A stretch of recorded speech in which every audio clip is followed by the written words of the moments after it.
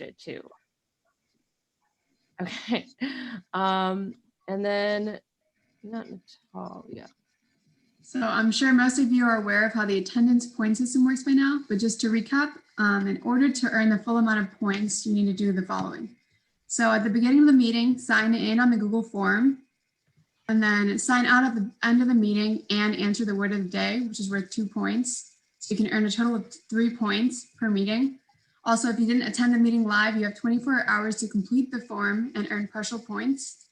At the end of the year, the members with the most amount of points will win a free prize, and you can earn bonus points for participating in community service events, which you can find on our club website. Okay. Yeah, so to sign in and sign out, I'm putting the link currently into the chat, and feel free to sign in right now before we move on, and we'll just give everyone a few more seconds. You guys are so legit. We didn't have any of this. Yeah, there's like a whole link tree and everything. It's gone advanced. Proud of you all. Yeah. Okay, I think Shania, go ahead and move on. Okay, so we do have some upcoming events. Today's event is with, we have a guest speaker, Disha, who is a medical student at St. George's. And then a month later, so we are going to take a little break, but 1 month later, we are going to have a little bonding game night meeting day. So it's going to be a lot of fun. My members have a lot of cool ideas up their sleeves. So I can't wait. Let's see. Okay, so just another reminder that if you guys are interested in looking for active opportunities, you can check out our website. What is it? Uploaded yesterday on our Discord 2 available events. I believe both of them are internships. So if you're interested in looking at that, just check out our website or go on our Discord, and you can click on the link to read more about the internships. They are both paid, so looks pretty awesome. Next slide, please. Okay. Oh wait. There's a get connected one. Yeah, okay. Wait, this is the get connected one. Wait, hold up. Yeah, it's right here, Amy. Oh, okay, awesome. So if you guys want to stay updated with what's going on in MOA, you can follow the following social media platforms that we have. There's also our link tree, which has all of these if you want just a quick access to all of our social media platforms. And that'll be about it. Thanks, Shania. All right, awesome. All right, now to the speaker of the event, Disha Bahl. Should I call you Dr. Disha Bahl or like? Not yet. Okay, okay. And she is just gonna quickly introduce herself. Hello, welcome. How are you? Everything going all right? Yeah, I'm great. How are you all? Yeah, we're doing pretty good. It's Friday, so it's nice. So I want to ask you the first question. Can you just introduce yourself and tell the members who you are and where you're logging in from? Sure. So hi, everyone. My name is Disha. It's nice to virtually be here with you all. I am logging in from Cupertino, California. I actually live down the street from De Anza for the past, 20 years of my life. So been here, raised here. I was originally born in India, but came here when I was 2. Former MOA president. So this club is very near and dear to my heart. And I'm really excited to be here and answer any questions and just help you all out, because I know the journey to becoming a physician or any profession in the healthcare field is a rough one. So I'm here for y'all. Hey, all right, we're excited for you too. Okay, so the very first question of today, why did you choose community college and how did you spend your time in community college? Sure. So I'm not sure if y'all are familiar with this program called Middle College, but I went to high school in Cupertino, and I went to Monte Vista, which is very much known for its academic rigor, if I say it in nice terms, but I hated it. I didn't get along with people there. I didn't really find myself thriving. And so I kind of wanted to get out if I could. And so Middle College was a perfect opportunity for me to do that, which enabled me to basically do my junior and senior year of high school at De Anza College. So I spent a total of 3 years. So I did my junior year, my senior year, and then I spent an additional year at community college, and then I transferred over to UC Davis. So I didn't necessarily have the traditional path of going to community college right after high school, but because I was there and it would be kind of dumb for me not to continue my time there and transfer over my credits. I decided to go that route, saved so much money, made lifelong friends, and I don't regret it at all. And in terms of spending my time at community college, MOA was my baby to a certain extent. I was very passionate about, as you all can see, I was very passionate about just building the community, empowering people who wanted to go into healthcare. I had an untraditional path. I didn't have the best grades, but I wanted to let other people know that we were there for them and that there was a way to get there if you really wanted to do it. And so we hosted a bunch of events, we got people to start shadowing, and we just kind of really built the community while I was there. That's really cool. Do you want to tell us where these pictures are from, or if you have memories of like the context of these photos? So actually, I'm the one on the very left, or my left at least. The guy in the white shirt and the one in the black shirt on the very right. We're all really, really good friends. We literally met up last week, so we all stay in touch. On the bottom, Jackson is in the middle in the great t-shirt there. He's also a lifelong friend, recently got into med school. Jackie's one of the co-founders on the bottom left there. Had the opportunity to get to know her a lot. And again, all HUD's on the right. And these were all events we hosted either for hosting speakers, or we had an end of the year banquet. So little decorations you see in the back are from the banquet that we had. Oh, that's a lot of fun. Yeah. Let's see. And then how did you spend your time at Davis? So if you want to tell us about your transferring, and then like how long you spent at community, and then that led up to your transfer and then Davis. Sure. So like I mentioned before, I spent 3 years at De Anza. I did end up doing the tag agreement to UC Davis. Excuse me. I applied to other UCs as well and got into most of them. But Davis was, I really wanted to major in genetics. And so that was a perfect fit for me because that was the only UC at the time that had that major. So that was my natural way to go. When I was at Davis, I undertook new projects because I'm a little neurotic and always have to be doing something. So I actually decided to explore my interests outside of medicine, and I founded a business club at Davis and hosted something called Own It, which was a summit for women to basically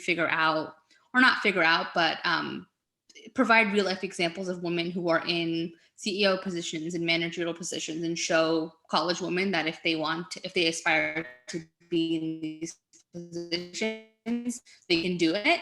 And we raised over like $10,000, had like 400 attendees, 200 speakers. It was insane. It blew up to something that I didn't expect it to be. And I attribute that honestly by being an MOA and having that experience of fostering a community. It really proved invaluable in college. In terms of other like medical related things that I did an internship over at, it's called CREST, CREST, Kaiser Crest Network. So it's a Northern California network of the Kaiser Permanente group. And I did some research there on pulmonary embolisms. I was able to get published, presented at a conference. And while I was at community college, I worked at NASA for 2 years. And was able to do similar things there. And we can get into that later in terms of research and how do you get these opportunities, because that's something I'm very passionate about, but that's the gist of my time at Davis. That's really cool. Obviously these are two totally different experiences, but did you enjoy community college more, or did you like the other half of your undergrad experience? Of course, these are two different things, so it's not. That's a tough question. Yeah. I would say being at De Anza really fostered lifelong friendships. I think I wouldn't trade that for the world, because I literally met my like 2 or 3 best friends in MOA. And so I can't envision my life without them and like the influence they've had on me. And so that I think building friendships and kind of getting to know myself more is something that I was able to do while being at De Anza versus being at UC. I think I was able to apply what I learned at community college and flourish more because of that. And I think there's always this like stigma that going to community college will lessen your experience at whatever institution you transfer to. And I say that's false. I think it's what you make out of it. And I really do think if you optimize and you make the best use of your time at community college, you will see yourself flourish at whatever institution you go to. Yeah, I completely agree. I have that very like that mindset where it's like you have control over your own environment. So if you want to make that positive, you definitely can. And so 100%. very inspiring. Okay. And then do you have any tips for us for transferring? Yeah. Okay, that's a big question. I don't know how much the transfer system has changed since I have left, but I will say people always say, go to the counselors. Don't go to the counselors. Come to me or come to Julianne or come to people who have actually done it, because I'm sorry, but they were very useless in my experience. Tom Nguyen is a blessing, but besides him, I had so many friends who spent more quarters or years in the system because they were just guided poorly. And that really pisses me off, because why should that be the barrier to why you spend more time and spend more money at a community college? Like that made no sense to me. And so actually seek out people who are in the position that you want to be in. You know what I mean? So after going to a counselor twice, I was like, this is ridiculous. I'm not getting anywhere. And I had to figure it out for my own. So I personally didn't have guidance besides Google and that, what is it called? Like a tag assist website. Yes, the Lord and Savior assist. Yeah. I can't believe it. The fact that I even remember that is really terrible. But so yeah, like I said, seek out the people who are actually in the position that you want to be in and grill them, ask them all the questions in the world. Like, don't hold back. And because at the end of the day, it's going to benefit you, right? Like, you don't want to be spending extra money or extra quarters when you don't have to. That being said, also don't be in a rush. Take the time to figure out, the credits that you're taking, how many different schools it can be applied to. So I personally applied both public and private and got into a variety of both. But the private process was so convoluted. It took forever to figure out their guidelines, because it wasn't the common app that was for the UCs, getting recommendation letters, figuring out like you have to get like a dean's letter. And I knew the dean personally, so that worked out well, but like majority of students don't. So like, how are you going to get access to a dean who doesn't even know who you are and get them to write a letter for you? Like it didn't make a lot of sense. So I would really highly recommend to do your research, make a plan. And I mean, you guys are obviously kind of already know what you're doing, but I would always say to high schoolers that try to figure this out. If you know you're going to community college, do it like your senior year of college, of high school, sorry. Figure out your classes beforehand and make a sure shot schedule that you can be a little bit flexible with, but also know that you're not going to be spending excess time and money about. And all right, this one's a big one, but are there any obstacles pre-med community college students should be aware of? At least this was a gnawing question that I had. That's a really good question. I think thankfully the stigma of community college is changing. It is no longer something that is looked down upon per se, because I know when I was in community college, that was still a very prevalent attitude. But I've talked to plenty of residency directors. I've talked to plenty of med school admissions directors, and it's no longer an issue. As long as you're taking the requirements and you're getting, you're doing well in them, that's all they really care about. Because to be honest, taking a OChem class at Stanford is the same as taking an OChem class at De Anza. Like, that's just the truth. And in fact, it's actually harder at community college. So a lot of admissions directors actually look favorably upon people who've gone to community college, because they know that they've gone through that extra hurdle or their extra step to transfer, or, they've paved a way that's different. And it came up in my med school interviews quite a bit about my path in community college and why I chose that and how that benefited me. So I've never personally experienced anything negatively associated with being a pre-med from a community college. All I will say is be able to speak about your time there positively and be able to show that you grew or you made an impact at your time at community college. Yeah, absolutely. I've definitely heard of that like stigma where medical schools look down upon courses taken at community college because they're so and so easier. But it's reassuring to hear that that just seems like it doesn't matter. Don't a lot of pre-meds like wouldn't they take their post back at community college instead of going to a post back program? I've heard of that too because I've that can actually be had, so in my OChem class, there was a boy named Mohit, and he was doing exactly that. He went to Santa Clara University, didn't do that hot in some of his classes.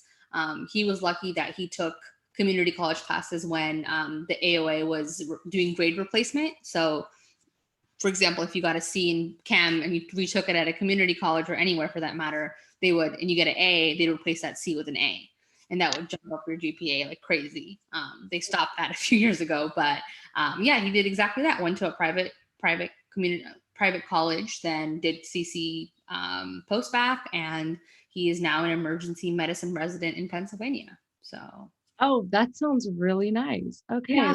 This is really reassuring. This is what we need. Okay. Okay. And then how did you end up preparing for medical school? So MCAT, there's recommendations. Obviously you already went through extracurriculars, but maybe you can go into like which extracurriculars were prime to your admission in medical school. Sure. And why? So this is a loaded question again, but happy to talk about it. So MCAT, I messed up. Like I'm just gonna be honest with you all because there's no reason not to be. But the first time was a bit in over my head. I had the personality a few years ago of kind of having too much on my plate and not necessarily being the best at prioritizing what had to be done at that point.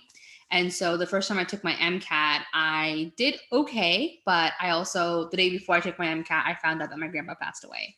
And so I was emotionally not in it. I took it. I should have probably avoided it, but I didn't.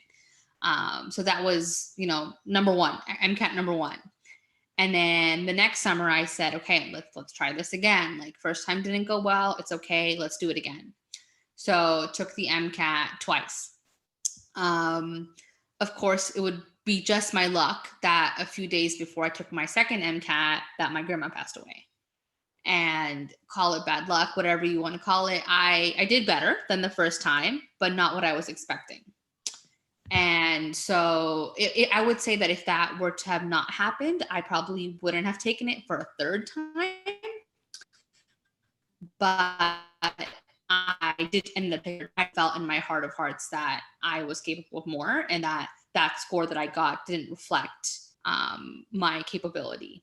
And so I took it a third time, absolutely crushed it the third time. Again, does taking it 3 times look the best? No. But when I was asked about it in my medical school interviews, I had a perfect explanation for it. And I never encountered anybody who had anything negative to say about it after I had explained it. So I will say that in this pre-med journey, you have to do what's right for you and not what people tell you to do, because it's kind of a rat race. Not even kind of, it is a rat race, and people will tell you have to do research and volunteering and shadowing and this and that. And like, granted, to some extent you do, but at the same time, it's like, do things that you actually want to do, because that's what you speak about in your interviews. I will tell you that when I interviewed, I barely spoke about, I don't even think shadowing came up even once, to be completely honest with you. Did I have the hours? Sure. Did I ever speak about them? Absolutely not. What did I talk about? I talked about how I had heart surgery when I was a kid. I talked about how I did work with MOA. I talked about how I founded an organization in college. I talked about my research, like the things that I was actually genuinely happy doing, and my life experiences is what I spoke about. granted, to get to that point, you do need the MCAT, right? You do need letters of recommendations. But beyond that, when you pass that threshold, beyond that, what makes you you? Like, what makes you an interesting person? And what makes you have the qualities, or what is it about you that they want? What is it about you that's going to add to their school? Like, what's going to make you a good physician? And I know that sounds almost like garbage, because when I heard it, I was like, yeah, like whatever. But like, they care about my scores, and they do. So I'm not gonna, like, I hear so many pre-med advisors who talk about like, oh, like it's fine, like you can do poorly, but you know, like they care about you. I don't think so. I think you do need a certain level of scores to get your foot in the door. But once you get your foot in the door, it's you that matters. And so I would say, don't like kill yourself over getting super, super high scores. But if you're looking into getting into med school or PA school or whatever it is, you know, maybe a year or two before you're applying, or even in the start of your medical journey, take a look at the schools you might be looking at. Take a look at what their average MCAT is. Take a look at what their average GPA is, and kind of prime yourself to at least meet that threshold, so that you have time in your day to do other things that make you you, if that makes sense. And I wish someone had told me that when I was in community college, because I think I got so caught up in doing so many different things that I didn't exercise my potential in the way I properly should have, which would have probably given me a better shot at the schools that I wanted to go to, but didn't meet certain score thresholds for. Yeah. When do you say is like the best time to take the MCAT? I feel like that's such a general question because everyone has their own journey, but Yeah, no, definitely. I think summers are usually ideal for students, because if you're not taking a class or don't need to take a class, it's 2 or 3 months of you doing nothing but studying. It is exhausting though, because you see your friends out and about. I mean, now that there's COVID, hopefully this summer you guys can go a little bit out and about, but if summer works for you, great. If you take classes and you don't feel like you can, then don't. I will say, do not, and I will repeat this, do not take it if you are not ready. If you study for 3 months and you still feel like you're not ready, don't take it. That being said, you're never going to feel 100% ready for the MCAT. No one ever does. I don't think I've met a single person who's been like, oh yeah, like I'm 100% ready, because it's practically impossible. But make sure you cut out time and make sure you know like yourself, right? Just because, you know, Jane from UC Davis studied for 3 weeks and got a 520 doesn't mean you will. And I think it's very important to figure out like what your study style is and how much time you need. If you're someone who picks up things like this, then sure, take 6 weeks and take the MCAT. But if you're somebody who maybe did poorly in some of your classes, you know that you have to relearn some information, don't kid yourself. Take that time and don't be ashamed about it, because the average age of getting into med school, I think, is like 25, 26. Like, you have time. Like, don't rush yourself. Granted, I 22 at 22, but I think it's just very important to realize that your journey is your own, and you shouldn't let outside people influence that, especially when it comes to these standardized exams that do impact how schools view you. And I think it's very important to be mindful of that. yeah, absolutely. And then where did you end up getting, did you use any letters of recommendations from community college, or were they all from Davis professors, or I used 2 from community college, because I thought it was important to show that I, formed bonds at my time here. And to be honest, it's easier to get rec letters while you're at community college than it is here. Then by here, I mean when you go transfer, because you go from having a class size of like maybe 50 to like 300 or 400. And so it's very hard to get that personal one-on-one touch that you do get with, that advantage you have being in community college. So I would say if you haven't passed that line yet, if you don't like talking to professors, just do it. Like, you'll thank yourself for it later. Yeah. And then someone asked in the chat, were you asked about your time at community college by medical school admissions because you focused your application in your growth for CC, or were they genuinely interested? Like, what do you think they asked that? I would say, so I had about 10 interviews, and out of my 10, I think I was asked about CC, I would say probably half of the time, at least half of the time. And from what I'm trying to think back. I don't think anyone approached it from a negative way, if I'm thinking about it. I think it was all approached in good faith of like, why did you choose community college? Because they were curious about why I went through that journey and what did I do while I was there. And I don't think I was ever approached with a condescending tone or in a negative light. All right, that's good. I had a question, but it totally slipped my mind. But it's okay, guys. We're having a Q&A in the end, so any extra questions you guys have, yeah. Okay. So then, oh wow, this kind of it could tie in together. What advice would you give community college students aspiring towards Pierre medical school? Yeah, I guess this is kind of what you've already been saying, but if you have any other advice.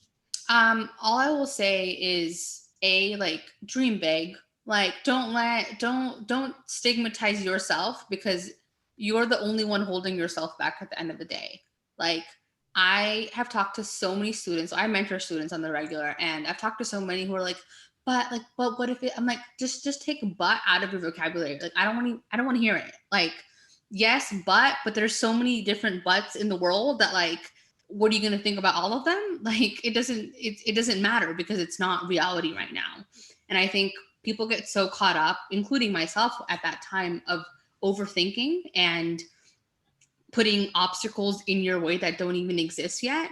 Like sure, you go to community college and like that doesn't automatically associate you with something negative unless you think it does.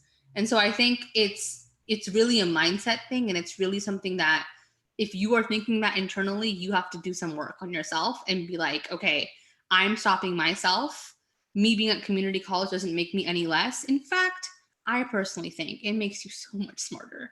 Like you are saving so much money. You are getting an education from professors who actually probably care way more about you than anybody in these schools, which have, bajillion students, and you don't get the time of day. So in reality, you're actually making a phenomenal decision.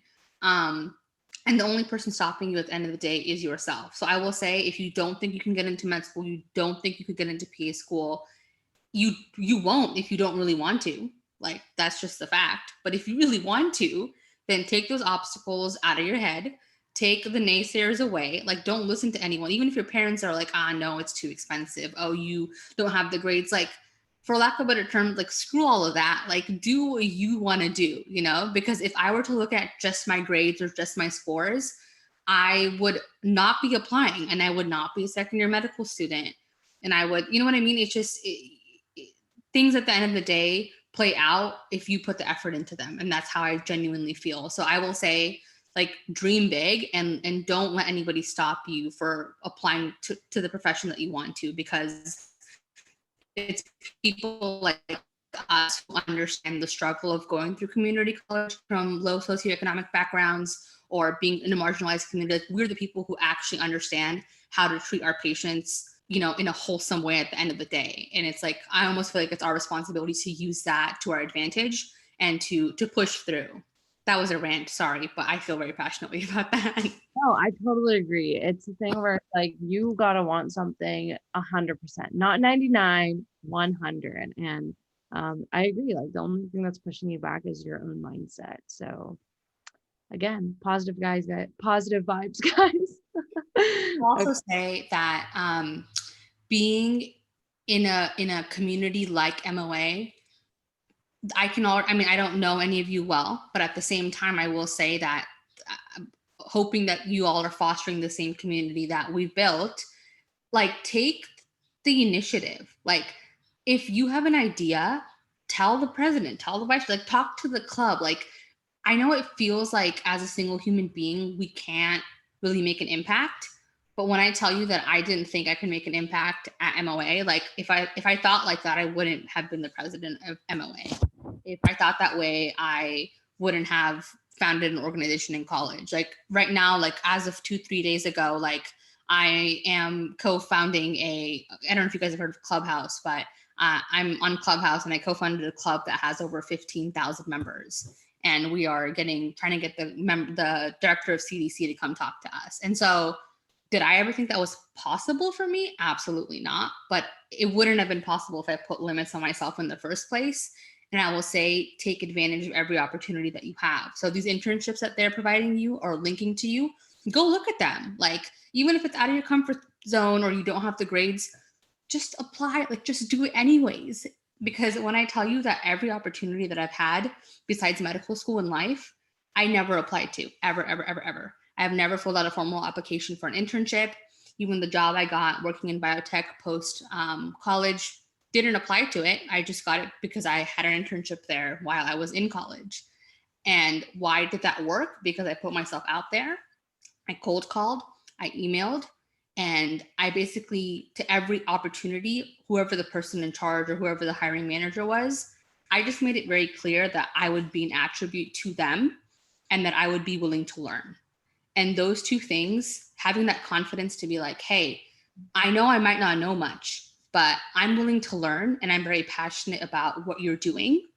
That goes such a long way. Like, even when I see students who are like, oh, I don't think I can do this, but they're like, I'm willing to learn. I'm like, okay, great. You're willing to learn. That's all you need. You're willing to learn. You're willing to put the effort in. That literally takes you anywhere. So just don't be scared to reach out. Don't be scared to talk to people, especially with COVID. We've been given an opportunity essentially to facilitate interactions without actually having to have face-to-face communication. And so people are responding to like LinkedIn requests so much more. They're replying to Facebook messages so much more. So if there's somebody you look up to, somebody you want to talk to, just message them. Hey, I saw your profile the other day. This seems really cool, this work you're doing. Is there any way I can help out? Is there any way I can do something? And that's worked for me 100% of the time. And you have nothing to lose by doing that. What's the worst they're going to say? No. Okay, cool. You tried. And the worst they said was no. And you move on to the next thing. So I would just advocate for reach out. Don't be afraid, because reaching out will only benefit you and will never bring anything negative. Okay. How's medical school so far? How's the social experience at medical school? How's it different from undergrad? And like, how do your peers bond? Like, how's the support system? Do you guys travel together? So med school is rough. Med school is the most work I have ever done in my entire life. I have to remember to eat and to sleep and to work out. Not to make it sound horrifying. It is a balancing act. They use that analogy that it's like a fire hydrant that never stops spraying water, and that's literally med school in a nutshell. You're never really prepared. It's kind of always just coming at you. And so I had an exam this morning and people always ask me like, oh, do you feel good about it? I'm like, yeah, I guess, like, we'll see. Cause you can never really know everything. And so the med school I go to is actually Caribbean medical school, which if questions, I'll talk about that. Cause I ended up choosing MD over DO. But it was in the Caribbean. So I was on an island for 3 months, which was phenomenal. And just as we got adjusted, COVID hit, and now I'm back home. So unfortunately, that support system is lacking, which has been honestly pretty difficult because you're not in an environment in which people are studying with you. And so my best friend from med school, he lives in Connecticut. And so we FaceTime and talk every single day. So it almost feels like he's here, but it's difficult to not have that network of people who are going through the same thing you are. But again, since everyone's going through the same thing, you all are not getting the same experience either for college. So I think it's a universal thing. And even my friends who are in US medical schools, they are mainly online as well. So everyone's fragmented. It's not ideal, but we're making the best out of it. Yeah. And then, oh my God. Wow. There goes another question. That's okay. I'll ask you in the end. Hopefully it'll come back to me. All right. And so then what interests you the most in the medical field, and are you planning on specializing? So as of now, I'm pretty set on internal medicine. because I do want to go into oncology. So the work that I did after college, I worked at Roche Biotech for 2 years, and I worked on their genetic sequencing platform. And I really do think precision medicine is the future, especially when it comes to oncology. And I really want to be on that forefront of emerging tech with health. And so I do plan to specialize in oncology. I will say though, like never say never, because I've never been on my rotations yet, and I don't necessarily know 100% yet. So have my eyes open, but that's nothing else has caught quite my interest as much as oncology has. That's really cool. Okay, then this is like a really specific question to Caribbean medical schools. Like I used to be an international medical student, so I understand the difficulties of like matching into a residency. Do Caribbean students, do they go through the same? Or are you like apprehensive about, you know, when residency applications come and like being able to match as a Caribbean student? Yeah, that's definitely a big thing to consider. I will say not all Caribbean schools are alike. So the school I go to, St. George's, has had an academic reputation for over 30 years for matching basically the most amount of students within the United States as a single medical school. There, I have plenty of people I know who are St. George alumni who are now practicing, are doing phenomenally. And so based on the fact of there were so many people that I knew who had gone through that process, and extensively going through their match rates, the kinds of specialties they matched in, and considering the kind of specialty I wanted to go into, which is internal medicine, St. George's made a lot of sense for me. They actually like match the most. And they have clinical sites within all over the US and California. So I'm going to be doing my rotations in LA actually. And so for me personally, it worked out because weighing all the pros and cons, it did. But I will say, for example, if you want to go into dermatology or you want to go into neuro, it's not as cut and dry as that. And at that point, you do have to consider if you really want to pursue that route or you want to wait another year and apply. So for some context, I applied for 2 cycles. I applied MD only my first cycle and didn't have any interviews. And then my second cycle, I applied MD and DO and had a mix of MD and DO invites. Didn't get accepted to any US MD school, but got accepted to most of my DO ones. But I eventually decided that I wanted to pursue MD versus DO. And so then decided to go the Caribbean route to pursue my MD. Yeah, what was the big takeaway between MD and DO? Like what, like, so like a DO medical school in the States and then a international, or is it an international medical school? So it's considered IMG, International Medical Graduate, but it's called IMG. So what was the biggest, like which one was like, you're definitely going to go to the Caribbean? And then I wish it was a definite thing for me. It wasn't. I actually took a very long time to decide because people who basically told me I was stupid to choose a Caribbean school instead of a DO. But to be honest, I wasn't about the DO philosophy. Like I appreciate it and I hold it in high regard, but I personally was not interested in having a DO based curriculum. And for me, that was the biggest thing, is why would I go to a school in which I'm not interested in that perspective of learning medicine? Like that was the biggest thing to me. And mind you, I shadowed a bunch of DOs, a bunch of MDs. And so in my brain, there was no stigma between DO versus MD, which is a very, people have that concern. I don't think that's valid because they literally do the same thing. But to take a curriculum and then not really be excited about it was kind of strange to me. And then also the fact that most DO students end up taking boards for DO and then they take boards for MD so that they can apply to both MD residencies and DO residencies. Now that they're combined, it's a different story. But at the time that I was applying, they weren't combined.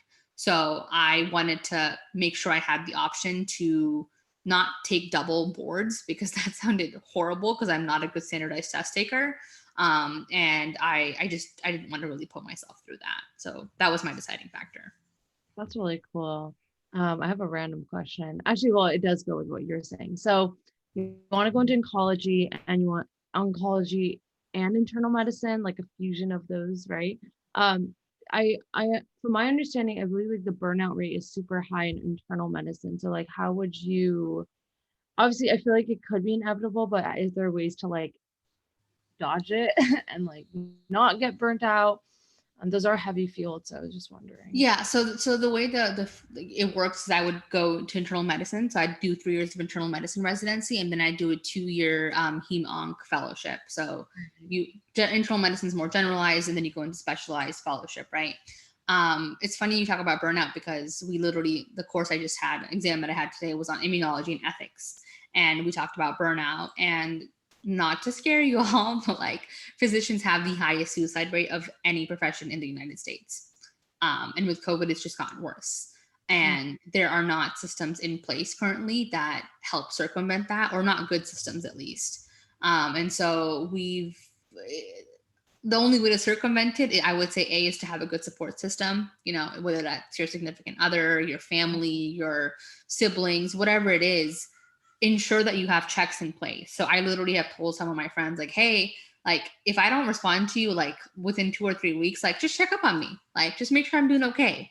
Because I used to be a phenomenal texter, let me tell you, but after med school, you'd be lucky if I text back within like 3 or 4 days. Like it's not that I don't want to, you just forget. And because you're so caught up in studying and your priorities are very different than a lot of the people your age, it's hard. It's you there's often times where I'll, be sitting and I'm like, what am I doing? Like, I'm sitting in my room in the confines of my 4 walls for like 8 to 12 hours a day. Whereas my friends who get off from work, they can watch a movie after work, they're cooking, they're having a good old time. And that can feel really shitty because you are choosing a field that you're compromising a lot for. And you have to kind of keep reminding yourself and keep checking in with yourself why you're compromising and why you're doing this. And so support system is really big. And then balance, right? Like, make sure you're eating. I make sure I work out every single morning because that's my sanity. Like, if I don't do that and I don't meditate every morning, I know that my day is not going to go well. And so being in medicine kind of makes you a bit type A, even if you're not. And you kind of have to put these systems into place that basically are sanity checks that you insist on having. Because if you don't, then you will take a nap and you're going to wake up groggy, and then you're not, it kind of goes downhill. So having a schedule implemented with these mental checks is also very important. Okay. I think that wraps it up with all the questions. Isabel, you want to explain what this is? Can you close it and then reload it? Sorry? Close it and reload it. This isn't the right one. Oh, okay, cool. All right, I'm gonna stop sharing then. I'll put in the new one. But if you guys have any more questions, there seems to have been questions in the chat. Amy asked, how do you study consistently and persistently? Do you still fall behind as a med student, or have you developed the skills to be like, have you developed the skills? I will say that you're never ahead in med school. You're always behind. You can talk to any student. They're never going to tell you they're ahead. It's just the virtue of how med school is.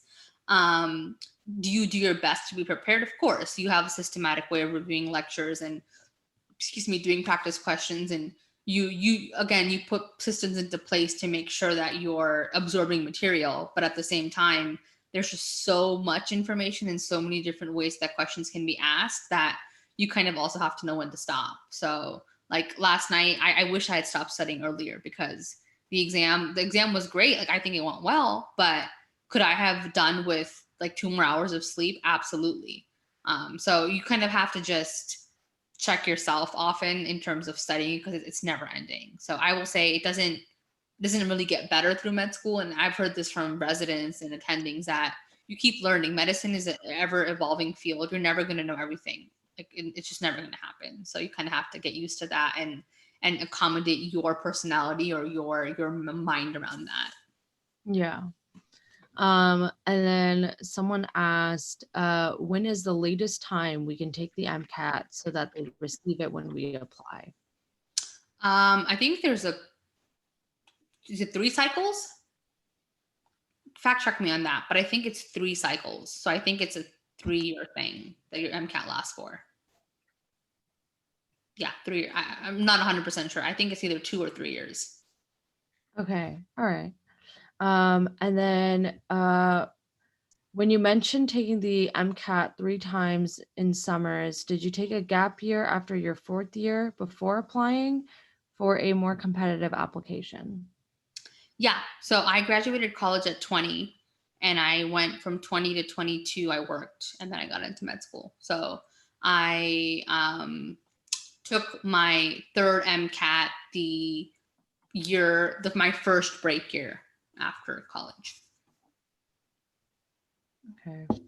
Oh, okay. This one is a good. I think after you transferred, were your class sizes still big at UC Davis, or were the class sizes smaller because you're mainly taking upper divisions? Always bigger, always. I was shocked when I took my first. It's called Biz 101. It's the first bio class you have to take basically when you get to any sort of UC. I think we had like 600 students. It was insane. I was like, there's a lecture hall that can accommodate this many people. Like, that's even possible. So it's only bigger. I think the smallest classes you have in upper divs when you get to UCs are usually your lab classes because there's limitations on the capacity in the room. So those are the smallest classes I ever had. I think those were like 20-ish people, 15 to 20 people, but that's just by virtue of it being a lab. Does it feel intimidating though? Like, okay, you're like a community college student, you've always been small classes, then you go to these like insane lecture halls. Like, is it inevitable to feel that imposter syndrome or not feeling like you're there? Have you felt that way? Always. I still feel like an imposter, and I have to keep reminding myself that I'm not, because I mean, I'm in med school right now, and I'm like, am I sure I'm supposed to be a doctor? Like, who, me? Like, are you sure?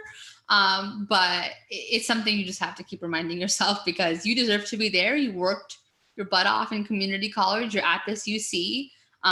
It's definitely something you have to adapt to, though. So I think it's definitely out of your comfort zone because you don't have the availability to just drop into an office hour of a professor as readily as you might have in community college. I think adapting to that and just kind of finding your way around that massive amount of people is something you need to kind of take time to do.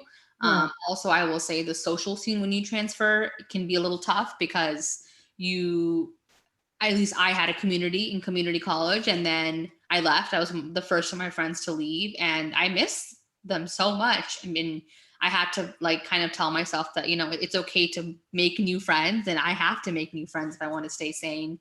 And that part can be a little tricky because people have been together since freshman year and have little packs. But it was better than I thought. I thought it would be difficult to kind of ingrain into people who have been there for 4 years, but I was welcomed with open arms, and I hope you all. Makes sense. Do you think there is a big jump in academic rigor from undergrad to medical school? I think you kind of touched on this with the fire hydrant, but yeah. Yes. There's no other way to put it, but yes, times 100. It's crazy. If you asked me a year ago that like would I know the information I know now, I would tell you you're crazy. Like there's no way I could know about the cardiovascular system and the respiratory system and I didn't even know that I could fit that information in my brain, but somehow you do, and somehow you get through it. And you start to feel more and more like a doctor on a daily basis based off, like there's conversations I'll have with my parents about my dad has diabetes, and I mean, I knew what diabetes was when I was in college, and it's okay, your pancreatic beta cells are not producing insulin, whatever, but you learn about it and then you can actually scientifically speak about it, and you feel so cool because you're like, wow, like I'm actually learning. So I think those little moments, you have to savor those little moments when you are able to apply your knowledge to real life, and it makes you feel like you're actually becoming a physician. I get that. Amy asked, how did you get better at standardized testing? How did you adopt and practice the work balance life? And she says, I tend to push off the balance and just do work all day. I can completely relate because I was the same way. But I think when I started realizing that that was causing my poorer scores was like the aha moment where I was like, it. I think unfortunately we live in a world which really values grinding over like self sanity. But I listened to a podcast like a few months ago that really hit home, which said like it shouldn't be called self-care, it should be called soul care, because if your soul's not right, if you're not taking care of yourself, how are you going to apply yourself to anything else? And I was just like a whoa moment. Because they're right. This is actually Alicia Keys who said this, surprisingly enough. But I think it's very important to keep that mentality in your brain of, if I don't take care of myself, I'm not going to be doing well in school. I'm not going to be a good family member. I'm not going to be a good partner. Like, if you're not taking care of yourself, like, how are you going to take care of anything else in any facet of life? And so I think it's really important to recognize that. And when it comes to standardized testing, at least, I used to be very scared to practice questions, because I think in college, it's like you study, right? You study, and then you take a practice test, or you do a few questions that you're given. And you're like, okay, I think I got it. When it comes to college and med school, I use practice questions to learn, which was very counterintuitive to me, because I wouldn't touch doing questions until I knew all the material. And now I almost laugh, because my learning style is the complete opposite now, where I will do questions even if I know I don't really know the material, because that guides me to figure out what I need to study. And I think for the MCAT, that was very, very, very relevant, because I can guarantee you the more practice questions you do, the higher your scores will go, because you can know all about OChem, all about chem, but can you actually apply it in the way that they want you to apply it? Because the MCAT is not a test about how smart you are. Like, if it was, I would have done phenomenal. It's about how you can kind of read in between the lines. Can you answer the question, the right question? It's convoluted, and I can go on about how standardized testing is also a scam to a certain extent, but when it comes to the MCAT, at least, like, do your practice questions, and then also learn your style of learning. So when there's live lecture, I can never pay attention. Like, it's useless to me. So I don't even go to live lecture. I just watch the lectures on like 1.5 speed with the ability to pause and play. And I take notes as I do that. And I process that information way, way, way better than sitting in a lecture and listening to somebody drone on for days. No offense to professors. Super random question. Do you watch Dr. Najib lectures? Of course I do. Oh my God, the man himself. That's what got me through it. Doesn't he teach at one of the Caribbean schools too? He does. Not at mine one particularly, but he does. Ninja Nerds is also great. Osmosis is great. This is all med school stuff. So, but yeah, online learning videos. I'm a very visual learner. Seeing charts, seeing graphs helps me a lot. It works for you. Just because somebody from your class did something a certain way doesn't mean it's going to work for you. And I think people just get so caught up in doing what other people are doing that it's like, it's a disservice to yourself if you don't figure out what works for you, to be honest. Yeah, for sure. Isabel asked that you touched on this just a bit, but could you speak more on why you chose med school, especially since it's such a long journey? I think a lot of our MOA members want to do PA, but it's interesting to see that many years ago, probably most MOA members would want to do med school. So yeah, I think to me, it's more of a personal story. So it's more, so I had heart surgery when I was a kid, and my surgeon to me was a godsend. Like, even till this day, she's my biggest inspiration, because the reassurance that she gave me in that moment to my 13-year-old self was something that I can never replicate. And I think it was at that point. I mean, I was always interested in science and medicine, but I think it was at that point that I kind of told myself that no matter what I do in life, like, if I can give this feeling to somebody else, like, that's all I want.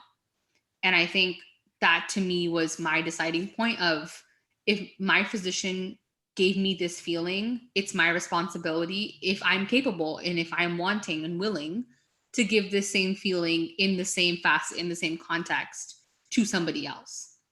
And I think that's what drives me to mentor and like build communities within health, because I think that if you can make an impact in whatever way that works for you, whether that be PA or MD or whatever other health profession, do that, right? And yes, there are obvious pros and cons to MD versus PA, right? PA is a lot more autonomous. You have a much better work-life balance. You go to school for less longer. You don't pay as much money in debt, less burnout. So many pros I can list, right? But at the same time, you are a little bit less involved with patient care, right? You are not, you have the ability to specialize and go to different fields and roam around more, but you might not be as heavily involved in a case as an MD might be. And some people prefer that. And if that's your thing, then great. But like, I know I personally would want to follow a patient through their entire course of care. And I would want to be heavily involved and at the forefront of leading that care. So that to me was a personal decision based on my story and based on the pros and cons of going to med school versus PA. Okay, that was a good answer. And then Amy asked, how has medical school taught you how to study with high yields? How can you adopt those methods now as an undergrad? Sorry, could you repeat the question? Has medical school taught you how to study methods with high yields? How can you adopt those methods as an undergrad? Good question. With med school, so we have the Holy Grail called our first aid book, the USMLE book.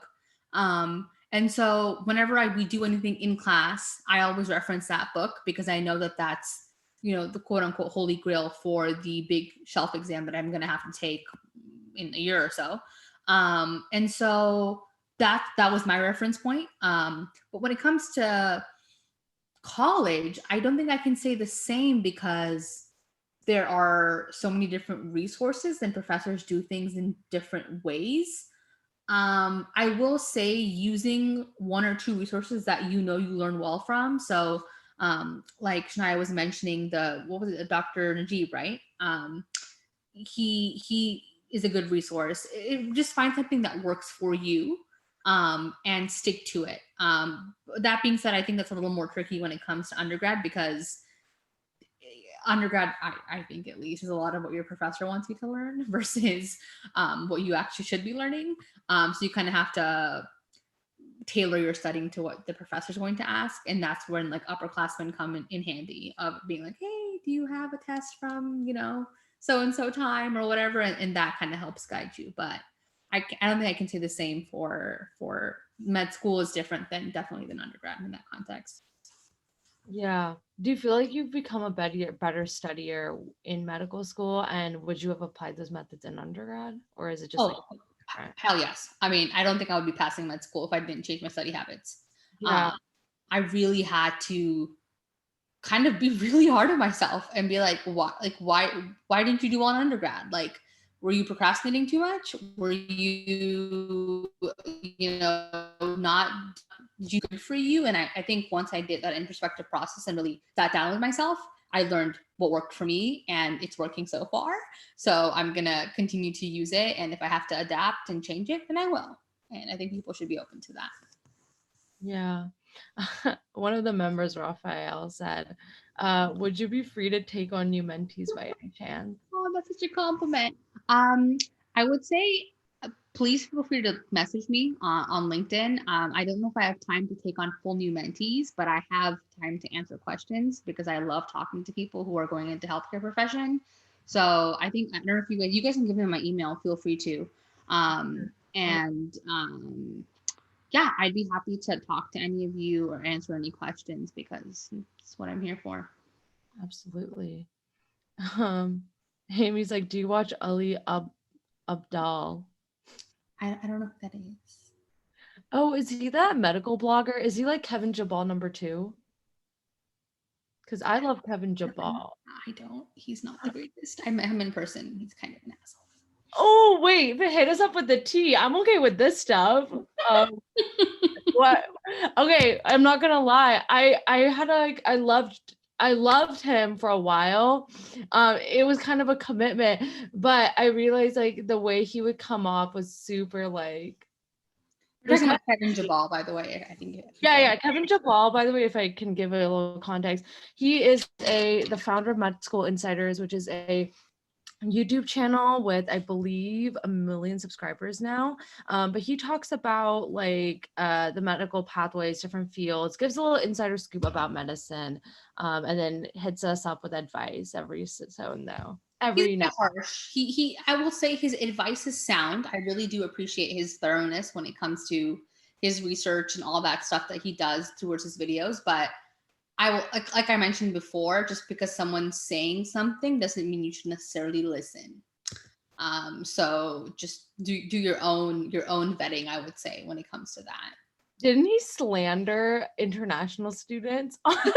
Yeah, so he came and visited our med school, and that's where I met him. And he had some valid points, and I will also voice this to your members, is that the Caribbean med school route is definitely harder. Like, I'm not gonna sugarcoat that. It is harder. Why? You're moving to a whole new island where you know absolutely nobody. My friends, I have friends at UCSF, and we were talking about an exam they had on nephrology, okay?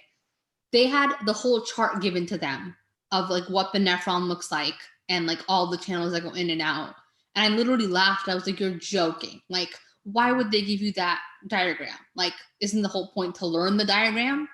And they're like, no, like it's just given to us. And I think that was the point where I was like, crap, like we learn more than these people at Ivy League schools. Like it's true. And I've talked to so many medical directors who really, speak well about, especially graduates of St. George's, because we have to hustle harder. Like we have to learn more, and it makes us better physicians for it. So like, while the road is going to be harder, I'm like excited for it because I know it's going to make me a better physician. So don't shy away from the untraditional or the technically harder, because I think there's lots of benefits that come out of it as well. Yeah. Wait, so how did you meet him? Like, was it just like you actually like talked to him, or did he like come up and just like start bashing on like the No, so he was in our little common area where a lot of us study, and so we recognized him, and he was like, people were coming up to him, and so we he came to our table, and he was just asking us about our experience. And he was actually very nice. He was very he didn't impose his opinions on us right away. But once I saw like what he quoted something that we had said in one of his videos and had taken it very much so out of context. And so that's when I was like, yeah, I'm not for this. Oh yeah, and then you had to create like a second video to like justify what he was saying. Okay, I should link these videos if you guys know what I'm talking about. I'm gonna link these videos right now. I think it's kind of funny. But now that you were indirectly kind of part of these videos, it just it's just kind of a mind blow, That's one thing. Again, don't take everything for face value. There's always things behind the scenes you don't know. And I also want to shamelessly plug the club that I'm managing on Clubhouse. If any of you are on Clubhouse by any chance. Clubhouse. I'm on Clubhouse. I'll follow you. I'll follow you right now. Perfect. Yeah. So we are looking for because it's kind of blowing up, and we have over 15,000 members, and it's kind of hard to handle.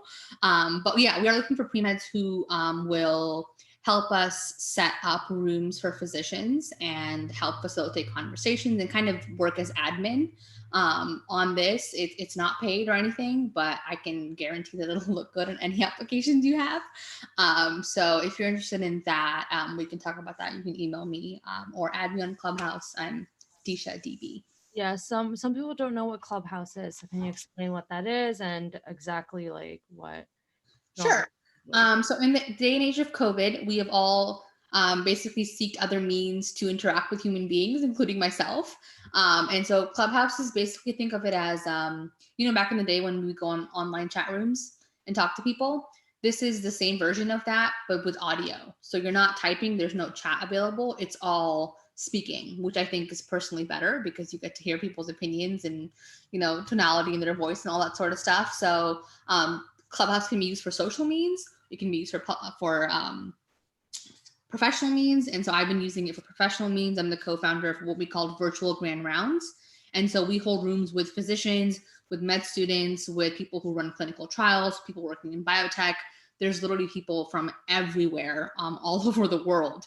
And it's become this really interesting community where we talk about various things, but by virtue of it being cumbersome to host these rooms, we do need help with admin and other things because it's blowing up more than we thought. And we just need some help from people who want to eventually be in that community as well. Yeah. Okay.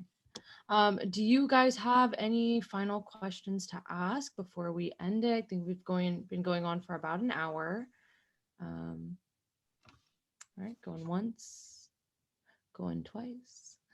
Disha, if you want to mention anything else that you probably want to share, if you want. I mean, I would love to hear from you guys of like, what, like, have you learned anything today? And B, if I were to do this talk again, what more would you want to learn? Like, what can we as people in medical school or as residents do to help you all excel in whatever career you want to apply to? Like, how can we help in a way that's tailored to you? Mm-hmm. If anybody has any insight. Yeah. No one wants to take that away while I think of something.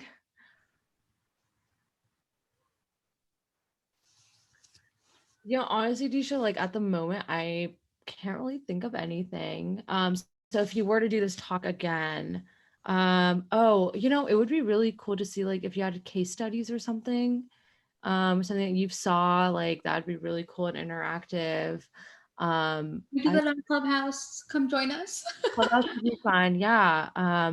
And like, yeah, I think I can like drop your Clubhouse link or something. If you guys have Clubhouse, I highly recommend that you guys download it. I think it's a fun app. It's like a podcast in real time type of thing. Question someone asked if I could answer that. Absolutely, yeah. So you mentioned briefly about your time at NASA and CRISPR and other opportunities.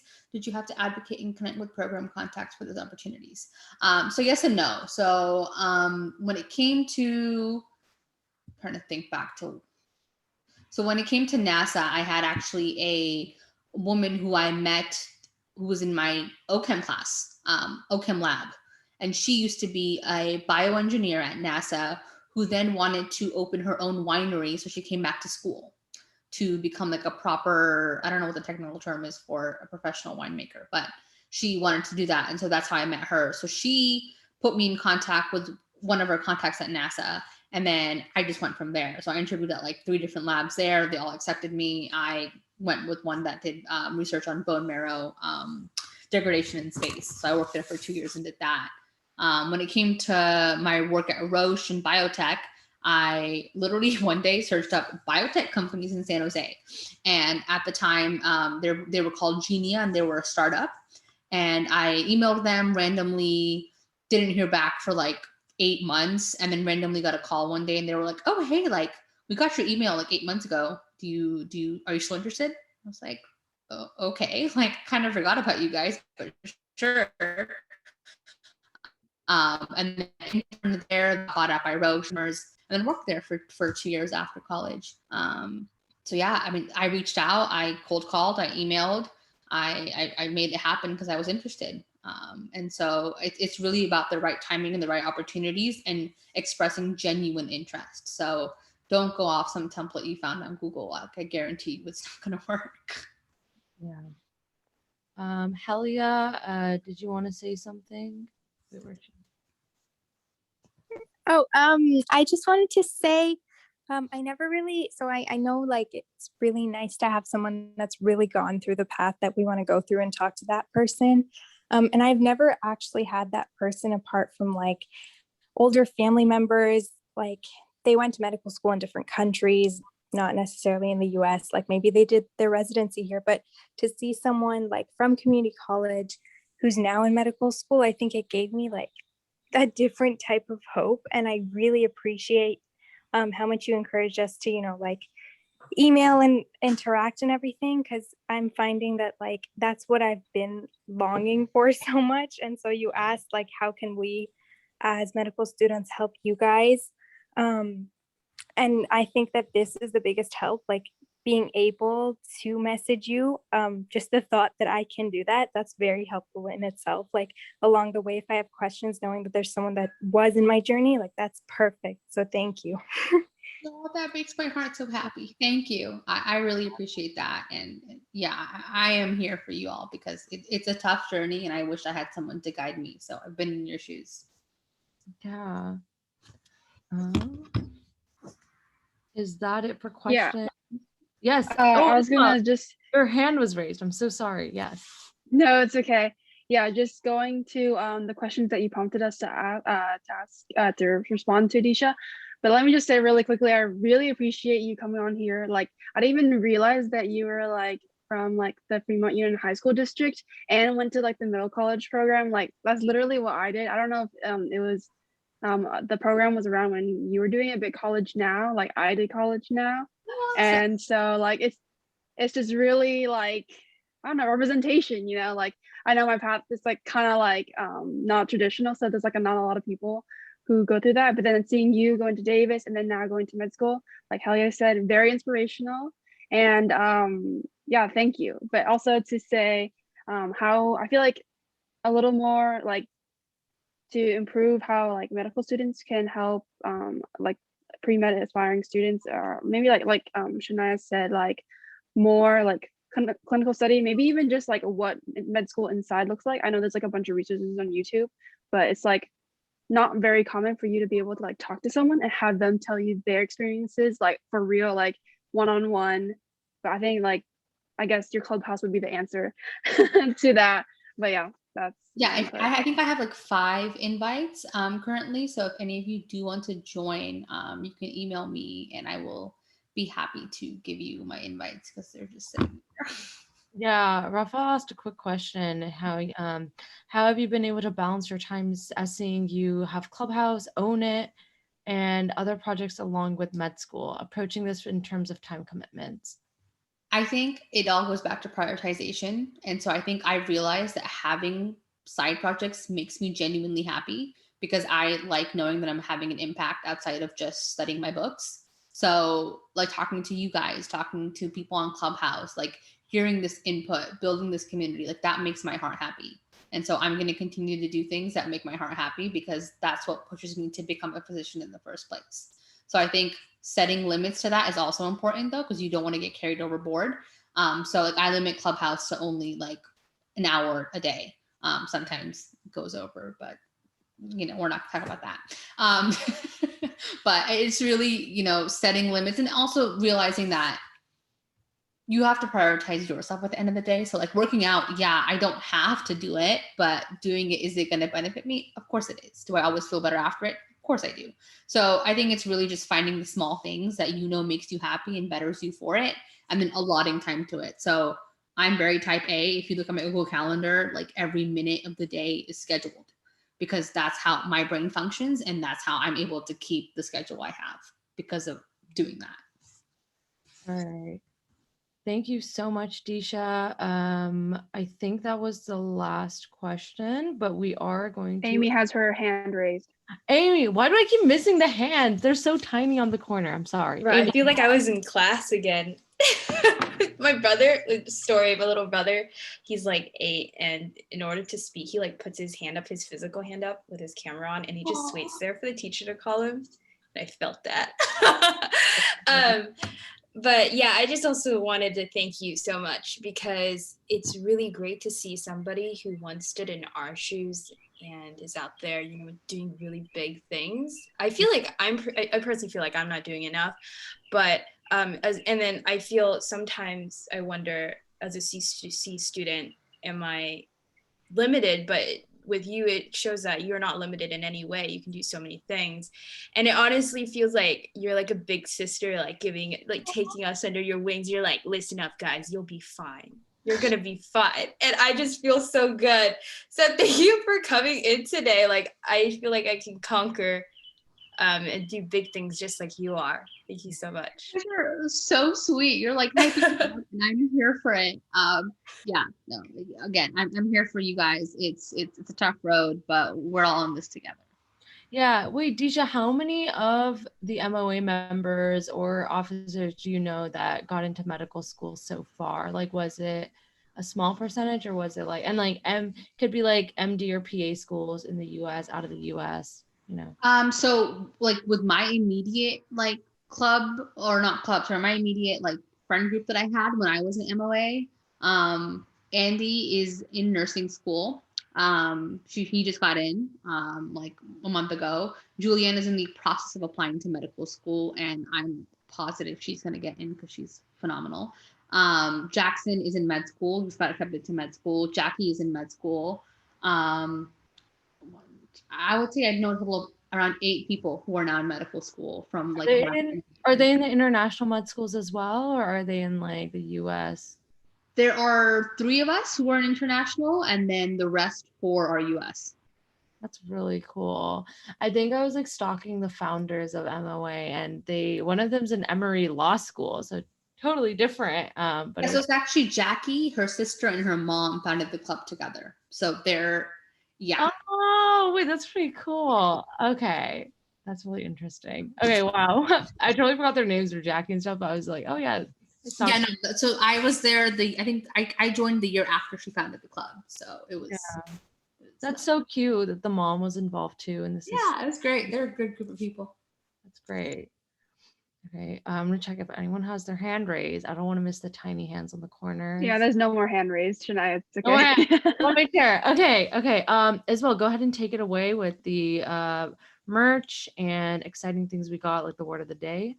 Or would you like me to share my screen? Yeah, okay. And then before we move on to that, let's take a quick picture. So everyone who wants to be part of a picture, you can open your cameras, or you can turn it off if you don't want to be in it. But Natalia, give us a countdown. All right, ready? Is everyone ready? 3, 2, 1. Okay, I got it. Awesome. I also really thank you, everyone. I'm gonna buy merch. We didn't have merch. I want merch. Please do. Oh my God. Yes. And stay tuned because we have exciting announcements. Okay. Yeah, let me share my screen and then